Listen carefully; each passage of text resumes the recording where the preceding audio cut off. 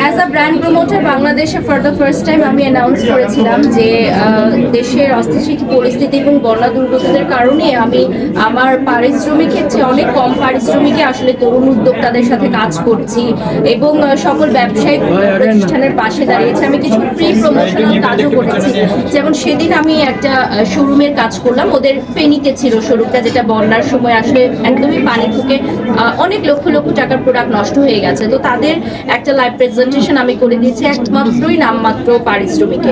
তো এই জিনিসগুলো আসলে দায়িত্ববোধের জায়গা থেকে করতে হয়। সারা বছর ব্যবসায়িক প্রতিষ্ঠানরা তো আমাদের কাছে ভোট দেয়, তো তাদের সময়ে উচিত আমাদের মতো ব্র্যান্ড প্রমোটার যারা আছে তাদেরও পাশে দাঁড়ানো বা এগিয়ে যাওয়া। আমাদের কাজের অনুপস্থিতির যে সবচেয়ে বেশি খারাপ লাগা ছিল, আমাদের দেশের মানুষ ভালো ছিল না।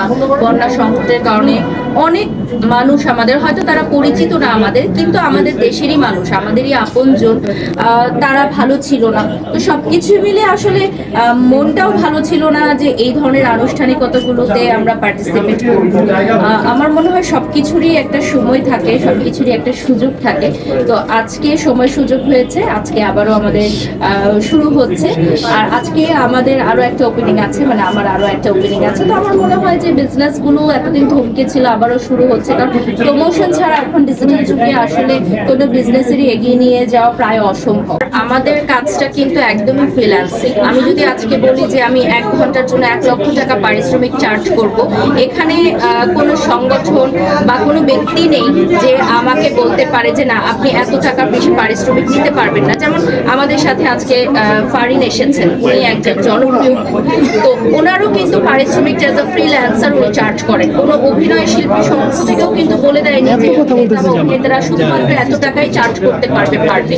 তো আমরা যে কাজটা করি এটা হচ্ছে একটা আর্টিস্টিক কাজ, আর্ট ফর্মের কাজ। তো আর্ট ফর্মের কাজগুলো সবসময় এ ধরনেরই হয় যে এক একজনের পারিশ্রমিক এক এক ধরনের হবে। যেমন আমাদের বাংলাদেশের Shakib Khan, superstar, megastar, world wide ওনার পরিচিতি, উনি 1 কোটি টাকা পারিশ্রমিক চাইতে পারেন। যার প্রয়োজন হবে সে তাকে নিয়ে কাজ করবে, যার বাজেটে মিলবে না সে তাকে নিয়ে কাজ করবে না। এবং এটাই হচ্ছে যার সবচেয়ে বেশি ডিমান্ড থাকে, যার সবচেয়ে বেশি খ্যাতি থাকে, যার কাজের পারদর্শিতা থাকে, সে অনুযায়ী কিন্তু রেমুনারেশনটা চার্জ করা হয়, যেটাকে আমরা সম্মানই বলে থাকি।